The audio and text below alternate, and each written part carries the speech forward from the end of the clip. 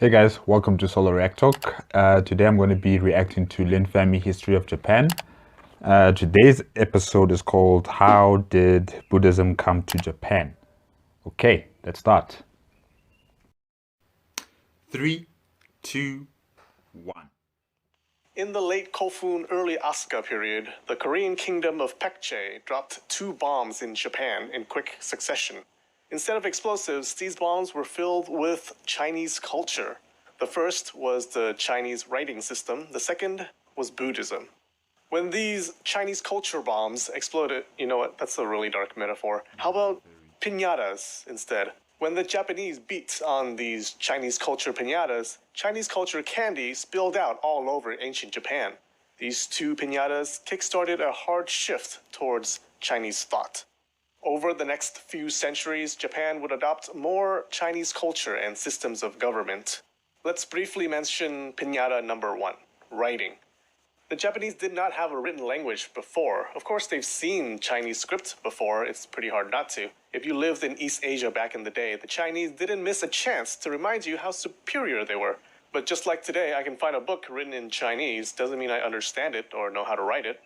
The Kochiki and Nihon Shoki, ancient Japanese history books, both say that in the 400s, Paekje introduced the Chinese writing system to Japan when they sent over an envoy carrying a list of 1,000 Chinese characters and writings about Confucius. It's not clear if that's what actually happened or the Japanese just became interested in Chinese writing because they were exposed to it so much by immigrants from the Korean peninsula. We'll save the discussion of Chinese writing and Confucianism for another time. In this video, let's beat on piñata number 2, Buddhism. Now, some of the Japanese already knew about Buddhism. Again, there were many immigrants living in Japan. Buddhism was already popular on the continent.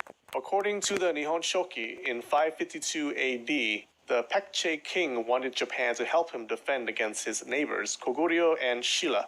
So along with a plea for help, he sent a bunch of Buddhist scriptures and a statue of Buddha made of copper and gold to the Yamato court. The date this event happened may also have been 538 AD. Picture a boxing match. 2 boxers in the ring. The announcer has already announced their names. Everyone is tense, waiting for the bell.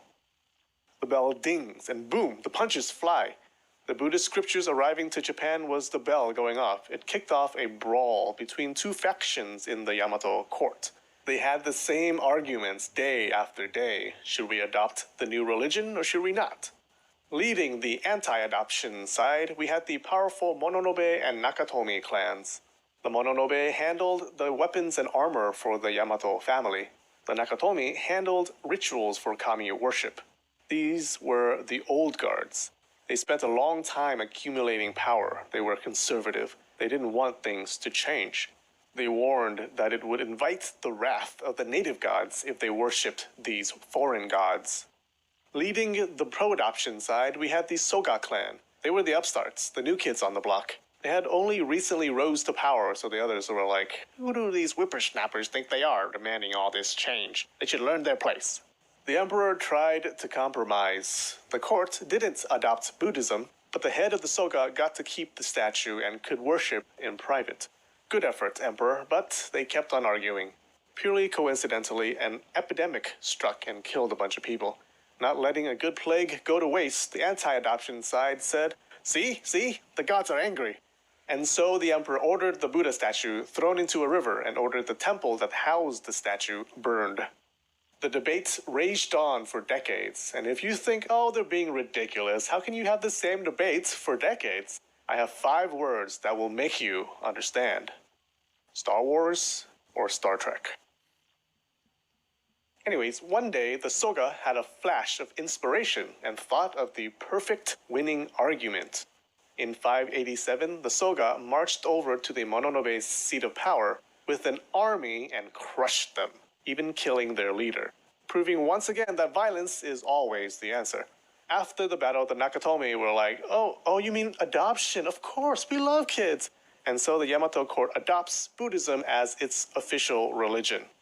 So the question you should be asking throughout all this is, why? Why was this such a big deal?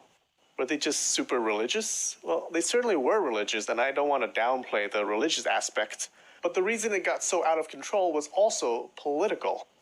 The Mononobe claimed they descended from a kami that flew down from heaven long ago, who later declared loyalty to the legendary first emperor, Emperor Jimmu.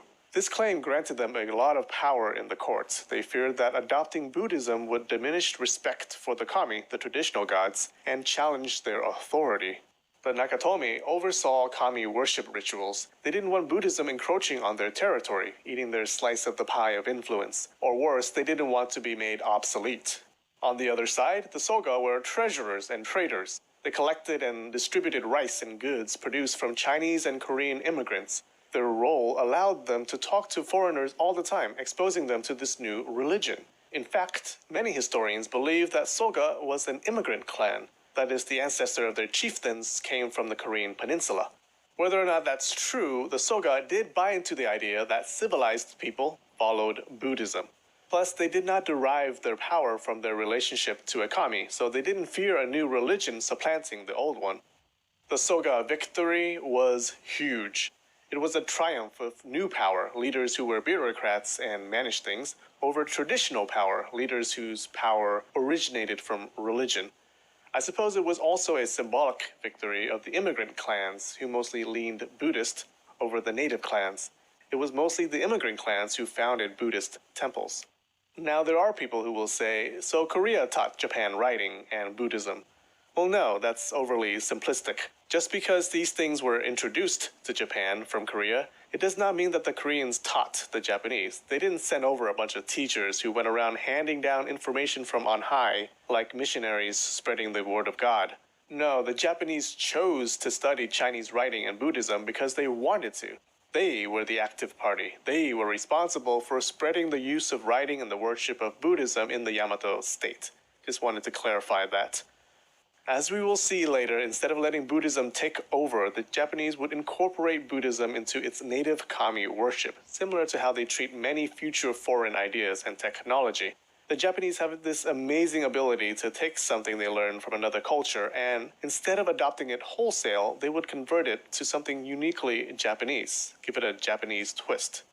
With this victory, the Soga solidified their power and would control the imperial courts for the next half-century. Hi! So I've been asked if I had any book recommendations, and I do. It's this one. It's called Pre-Modern Japan, 2nd edition by Mitsuhane and Luis Perez. Now, I've been using this as a source, and it's excellent. It covers everything from before the Meiji Restoration. It's clear, concise, and the 2nd edition was published just a couple of years ago, so it's updated with all the new information. If you were to buy one book, I recommend this one.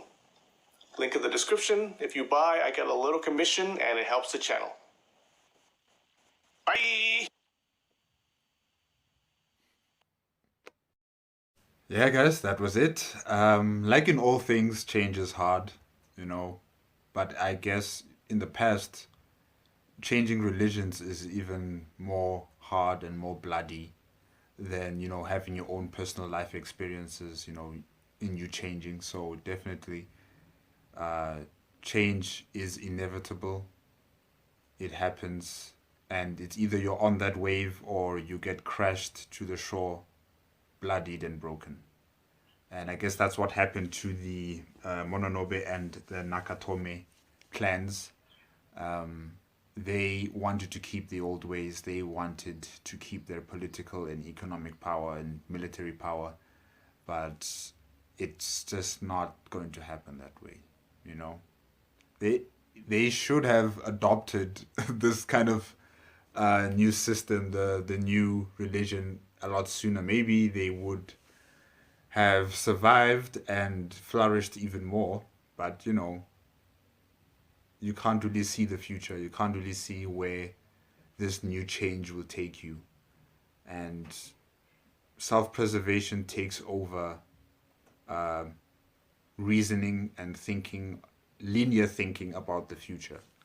So I guess the emotions of trying to keep themselves important got the best of them, and the Soga clan bided their time. They made sure that they would get this victory over time. And yeah, that's what happens, guys.